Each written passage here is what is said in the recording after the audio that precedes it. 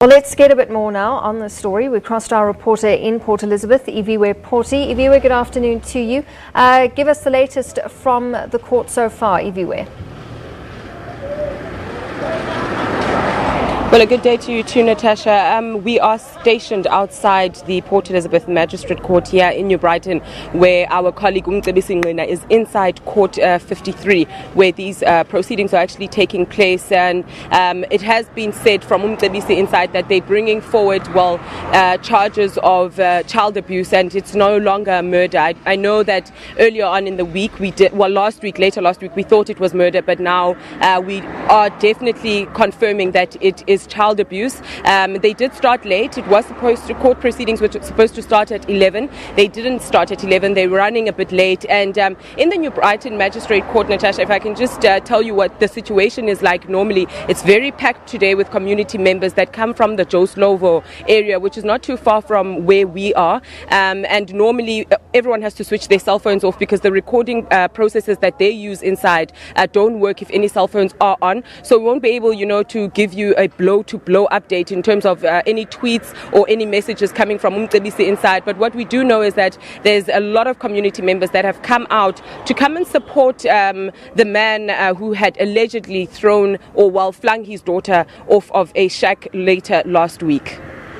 Let's talk about the community members then, Iviwe, because they seem to have a different story, don't they, from the one portrayed by the media. What have they been saying?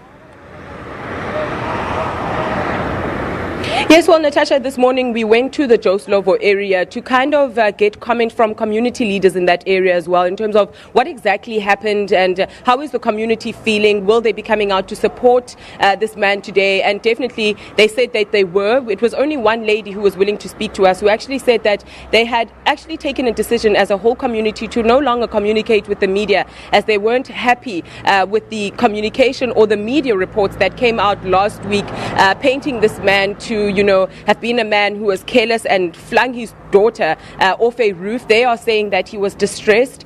He felt like he was in a corner and he was being cornered by police officers. In terms of what pushed him, they're not too certain. But she did allude to the fact that the reason why they are, building their shacks in these areas where they know they're not supposed to be and why they are informal dwellers where they know it's illegal to actually put up their structures is because most of them are backyard dwellers. And for example, the man in court today was a backyard dweller, and when he did go back to where he used to stay to negotiate to bring back his shack where he used to stay, the landlord said no, they weren't open to having a backyard dweller anymore. So they are saying that, we as the media, we are portraying a picture that they have other options, they have places to go.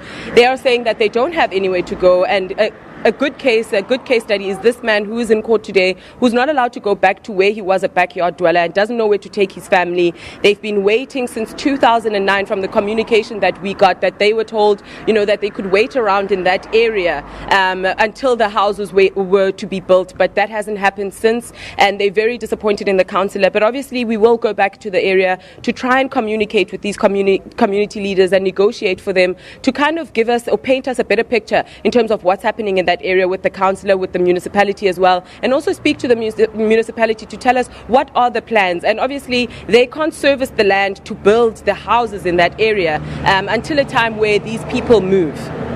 All right, and if you were just to confirm for us that the baby is safe.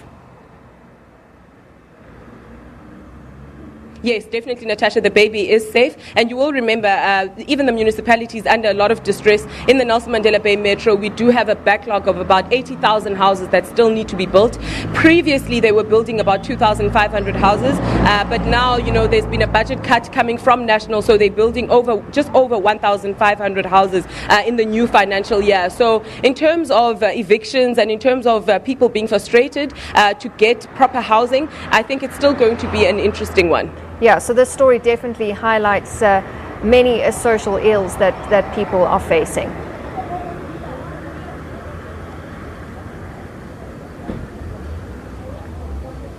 All right, our Iviwe Porti for us outside the court in Port Elizabeth there with an update for us on that story. Well, the murder trial